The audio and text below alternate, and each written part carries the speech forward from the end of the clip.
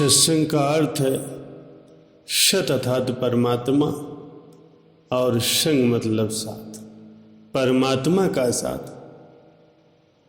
कहने का भावार्थ ये है कि जहाँ एक या एक से अधिक लोगों का समूह, परमात्मा का संग, जहाँ पर परमात्मा की चर्चा होती, परमात्मा के बारे में कोई संत महापुरुष या कोई ज्ञानी उसके बारे में चर्चा कर रहा हो, उसके गुणों का गायन कर रहा हो, उसके बारे में वार्ता कर रहा हो, वही सत्संग है।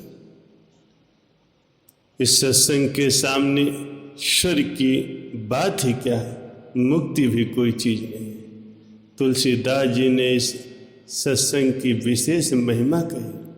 तात स्वर्ग अपवर्ग धैर्य तुला एक अंग, तूल न ताहि सकल मिल जो सुख लव सत्संग। अर्थात हे तात, स्वर्ग और मुक्ति के सुख को तराजू के एक पल्ले में रख दिया जाए और दूसरे पल्ले पर क्षण मात्र के सत्संग को रखा जाए तो भी एक क्षण के सत्संग के सुख के सामने उन दोनों का सुख मिल करके भी कुछ नहीं होता। प्यारी सज्जनों, भगवान की कृपा से ही सत्संग की प्राप्ति होती है। ये सत्संग मिलना कोई साधारण बात नहीं, ये बड़े ही सौभाग्य से प्राप्त होता है। पुण्य पुंज बिन मिलहि न संता, सत संगति संस्कृत गति अंता। पुण्य की पूंजी और पूर्व के महान शुभ संस्कारों के संग्रह से ही महापुरुषों का संग मिलता है। ऐसे सत्संग का फल संसार के आवागमन से यानी कि जन्म मरण से सर्वथा छूट जाना है। संत महापुरुषों के संग से जैसा लाभ होता है वैसा लाभ संसार के किसी भी संग से नहीं हो सकता। अर्थात संसार में लोग पारस की प्राप्ति को बहुत बड़ा लाभ मानते हैं, लेकिन सत्संग का लाभ तो बहुत ही विलक्षण होता है। पारस में और संत में बड़ो अंतरो जान, वो लोहा कंचन करे ये कर लें आप समान। अर्थात पारस और संत में बहुत अंतर। पारस लोहे को सोना बना सकता है लेकिन पारस नहीं बना सकता। लेकिन संत महापुरुष तो संग करने वालों को अपने समान ही संत महापुरुष बना लेते हैं। इसलिए संत महापुरुषों के संग के समान कोई अन्य लाभ नहीं है। परम दुर्लभ परमात्मा की प्राप्ति संत महापुरुषों के संग से अनायास ही हो जाती है। उच्च कोट के अधिकारी महात्मा पुरुषों के तो दर्शन, उनके स्पर्श, उनके वार्तालाप से सभी पापों का नाश होकर के मनुष्य परमात्मा की प्राप्ति का पात्र बन जाता है। उसके सभी पाप नष्ट हो जाते हैं। साधारण लाभ तो संग करने वालों को समान भाव से ही होता है, चाहे उसे परमात्मा का ज्ञान हो या न हो। संत महापुरुषों का महत्व जान लेने पर उनके प्रति श्रद्धा होकर के उसे विशेष ज्ञान की प्राप्ति हो सकती है। जिस प्रकार किसी कमरे में ढकी हुई अग्नि पड़ी और उसका किसी को ज्ञान नहीं है, तब भी अग्नि से कमरे में गर्मी आ ही जाती और ठंड का निवारण हो जाता है। ये सहज लाभ है। वहाँ जो लोग हैं उनको भी बिना जाने ही उसका लाभ मिल जाता है। लेकिन जब अग्नि का ज्ञान हो जाता है तब मनुष्य उस अग्नि से भोजन बना करके खा सकता है, दीपक जलाकर उससे प्रकाश प्राप्त कर सकता है। ये दोनों ही शक्तियां हैं अग्नि में, और जिसको ज्ञान हो जाता है वो मनुष्य उस अग्नि की दोनों शक्तियों से लाभ उठा सकता है।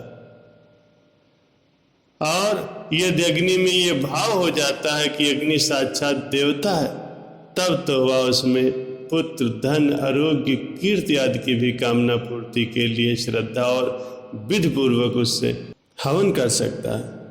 अपनी कामना के अनुसार उससे लाभ उठा सकता है। श्रद्धा पूर्वक निष्काम भाव से मालिक की भक्ति करता है तो उसका अंतःकरण शुद्ध हो जाता है। अंतःकरण के शुद्ध होने से स्वाभाविक ही उसे परमात्म तत्व का ज्ञान हो जाता है और वो तत्व को जान लेने से जीवन मुक्त हो जाता है। ठीक इसी प्रकार जब किसी को संत महापुरुषों की प्राप्ति होती है, उनका सत्संग मिलता है, तो उसे ज्ञान न होने पर भी उसे सामान्य भाव से लाभ तो होता ही।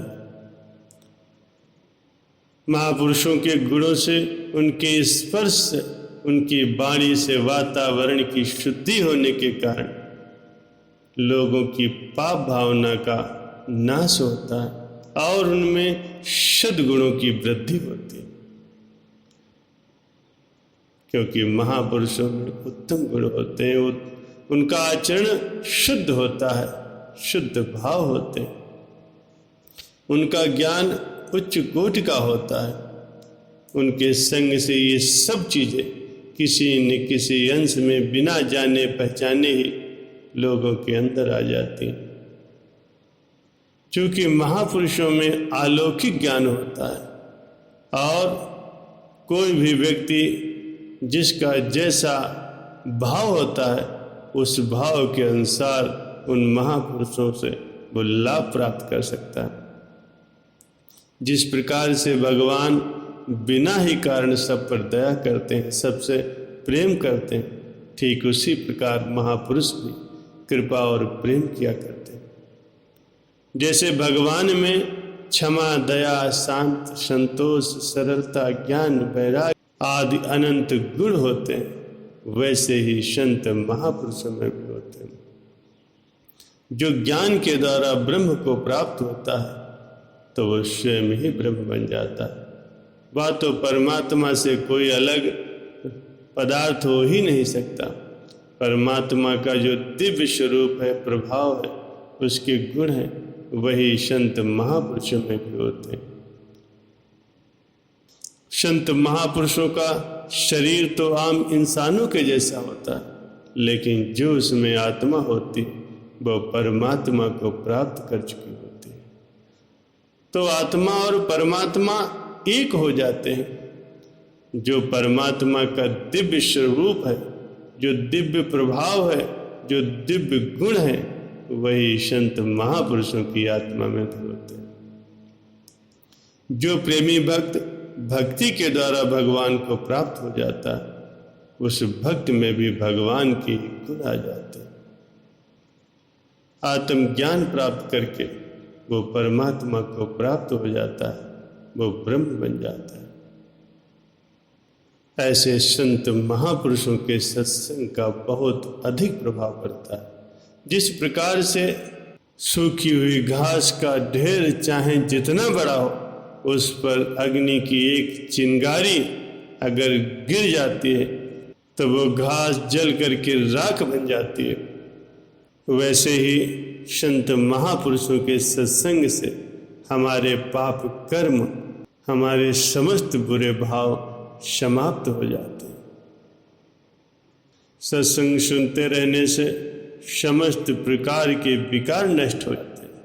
उसे परमात्मा का ज्ञान हो जाता है, परमात्मा से प्रेम हो जाता है। वो परमात्मा के बनाए हुए सिद्धांतों का अनुसरण करने लगता है, जिससे उसके जीवन की ज्योति सदा ही प्रकाशित होती रहती है। एक घड़ी आधी घड़ी आधी से पुनियाद, तुलसी संगत साधु की कटे कोटि अपराध। एक घड़ी आधी घड़ी या आधी से भी आधी घड़ी जो संत महापुरुषों का सत्संग होता है, उसका इतना महत्व है कि उससे करोड़ों अपराध कट जाते हैं।